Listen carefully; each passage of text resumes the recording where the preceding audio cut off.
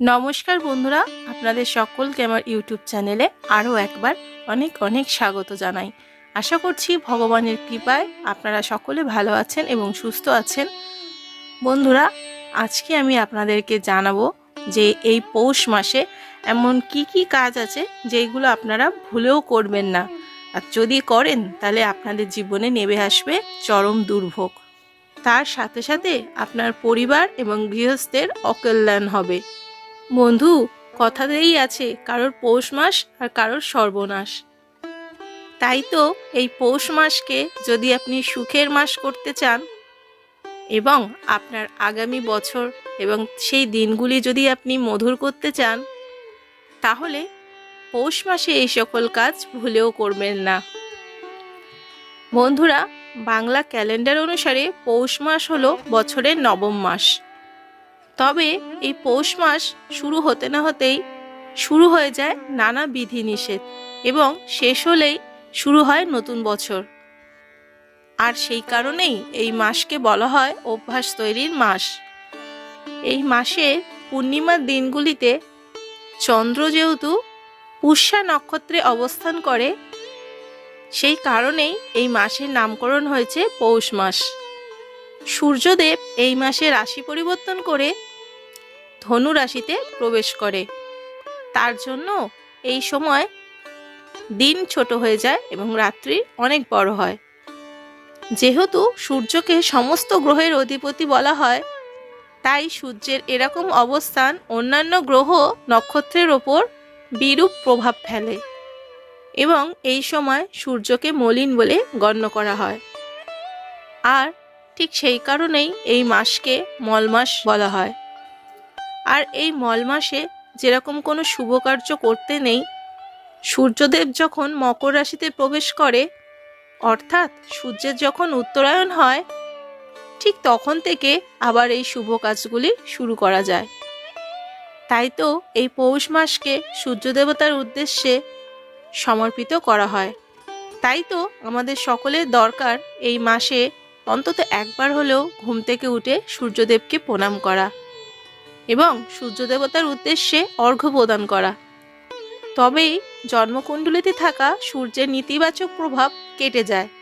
যদি কারোর গ্রহণ দোষ, পিতৃদোষ থেকে থাকে, তাহলেও আপনার করা এই কাজের মাধ্যমে আপনার সমস্ত বিরূপ প্রভাব কেটে যাবে।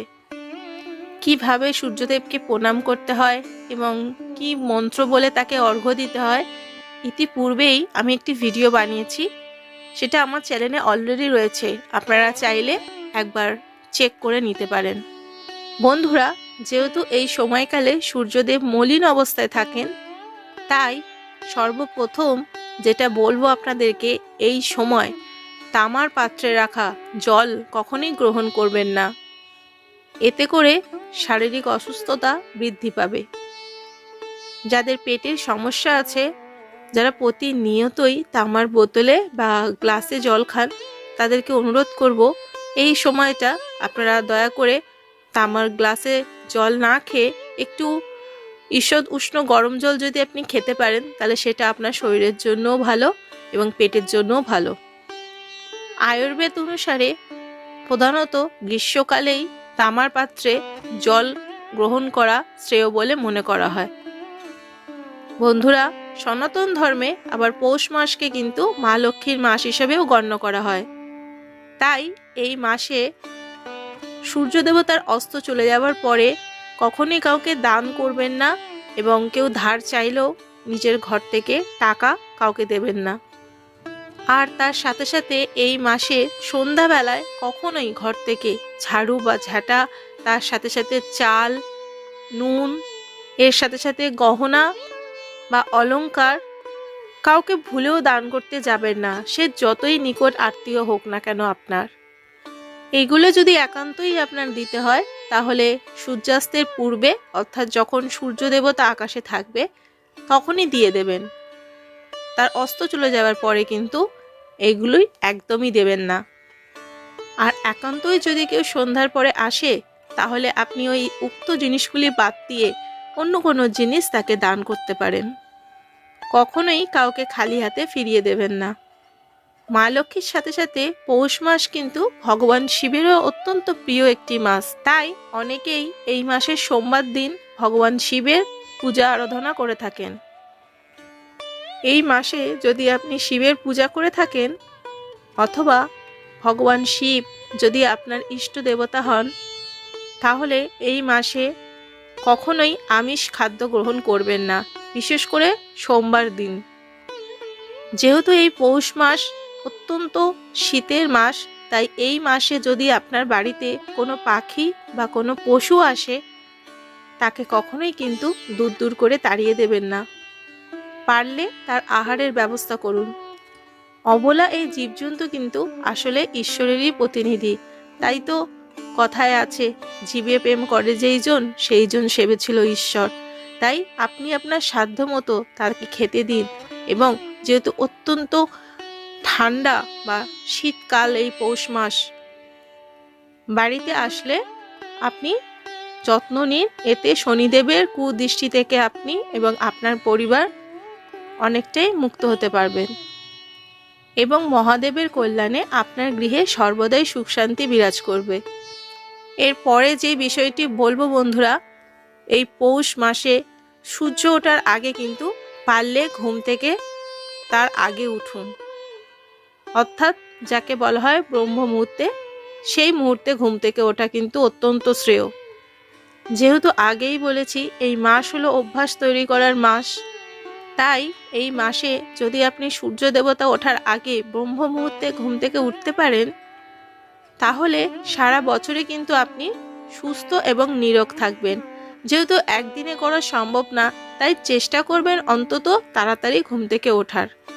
আর সমস্ত কিছু জানার পরেও যদি আপনি সূর্য ওঠার পরেও ঘুমিয়ে থাকেন, তাহলে কিন্তু আপনার অবনতি কেউ আটকাতে পারবে না। বন্ধু, একটি বিষয় কিন্তু সর্বদা মনে রাখবেন যে কষ্ট করলেই কেষ্ট মেলে। আর যদি আপনি প্রথম থেকে কষ্টই না করেন, তাহলে আপনি কিভাবে ভালো ফল পাবেন? এরপরে যে বিষয়টি বলবো সেটি হলো, এই মাস যেহেতু শিবজির প্রিয় একটি মাস, তাই আপনাদেরকে করজোড়ে অনুরোধ করছি এই মাসে শিবজির অত্যন্ত প্রিয় সাপকে কখনোই কিন্তু আপনারা মারবেন না বা কোনোরূপ আঘাতও করবেন না। যদি আপনি এমনটা করেন, তাতে দেবাদিদেব আপনার ওপর কিন্তু অত্যন্ত রুষ্ট হবেন। আর তিনি যদি রেগে যান, তার রাগের কথা তো আমরা সকলেই জানি। তো এই কাজ করা থেকে নিজেকে দয়া করে বিরত রাখবেন। এই পৌষ মাসে এমন কিছু কিছু শুভ কাজ আছে যেগুলো করা একদমই স্বাস্থ্যবিরুদ্ধ। যেমন হলো, এই পৌষ মাসে বিবাহ করা একদমই উচিত নয়। তার সাথে সাথে যদি আপনি কোনো নতুন বাড়ি তৈরি করে থাকেন, তার গৃহপ্রবেশ বা তৈরি করবে ভাবছেন, তার ভিত পূজা, এগুলি কিন্তু করা একদমই নিষিদ্ধ। এবং কারোর উপনয়ন, এছাড়াও দীক্ষা গ্রহণ, বিভিন্ন ক্রয় বাণিজ্য, নতুন করে ব্যবসা বাণিজ্য শুরু করা, অন্নপ্রাশন, সাধভক্ষণ, এরকম শুভ কাজগুলি করবেন না। দরকার পড়লে ঠাকুরমশাইকে একবার জিজ্ঞাসা করে নেবেন, তার নিধান অনুসারে করবেন যদি একান্তই খুব দরকার হয়। আর আরেকটা কথা আপনাদেরকে জানাবো, এই পৌষ মাসে যদি আপনি যে বাড়িতে বসবাস করছেন, ধরুন সেটা আপনার ভাড়া বাড়িও হতে পারে বা বসত বাড়িও হতে পারে, নিজের বাড়ি যাকে বলে, তো সেই বাড়ি ছেড়ে কিন্তু এই পৌষ মাসে কখনোই কোথাও যাবেন না। আপনি যদি মনস্থির করে ফেলেন যে আপনি নতুন গৃহে প্রবেশ করবেন বা অন্যত্র ভাড়া বাড়ি চলে যাবেন, তাহলে পরের মাসে অর্থাৎ মাঘ মাসে যেতেই পারেন। এই মাস হলো দান, ধ্যান, জপ তপের জন্য অত্যন্ত গুরুত্বপূর্ণ একটি মাস। তাই এই মাসে প্রত্যেকটি সোমবার আপনারা শিবজির আরাধনা করুন এবং তার মাথায় সোমবার করে জল ঢালুন এবং সম্ভব হলে মহামৃত্যুঞ্জয় মন্ত্রটি 108 বার শ্রবণ করুন অথবা জপ করুন। এবং সর্বদাই আপনি মনে রাখবেন যে এই মাসে কি কোনো মাসেই আপনার গৃহে আগত কোনো গরিব দুঃখী, ভিক্ষুক যেই হোক না কেন, তাকে কোনো দিন খালি হাতে ফেরাবেন না। তারা কিন্তু ভগবানের প্রতিনিধি, তাই আপনার সাধ্য ও সামর্থ্য অনুযায়ী তাদেরকে কিছু দান করুন। আর দান করার চেয়ে বড় পুণ্য কাজ আর হয় না। আর যদি আপনার সামর্থ্য হয় তাহলে তাদেরকে কোনো শীতের পোশাক বা কম্বল দান করতে পারেন। আপনার এই ক্ষুদ্র দানই আপনার সমস্ত রকমের পাপকে দূর করবে। আশা করি আজকের ভিডিওটা আপনাদের ভালো লেগেছে। যদি ভালো লেগে থাকে তাহলে অতি অবশ্যই ভিডিওটাকে একটা লাইক করে দেবেন এবং চ্যানেলটা সাবস্ক্রাইব করে নেবেন ও কমেন্টে ভগবানের আশীর্বাদ পেতে অতি অবশ্যই লিখবেন হর হর মহাদেব, জয় শ্রীকৃষ্ণ এবং জয় মা লক্ষ্মীর জয়। সকলে ভালো থাকবেন, সুস্থ থাকবেন। দেখা হবে পরবর্তী ভিডিওতে আবারও কোনো নতুন ভিডিওর সাথে। ধন্যবাদ।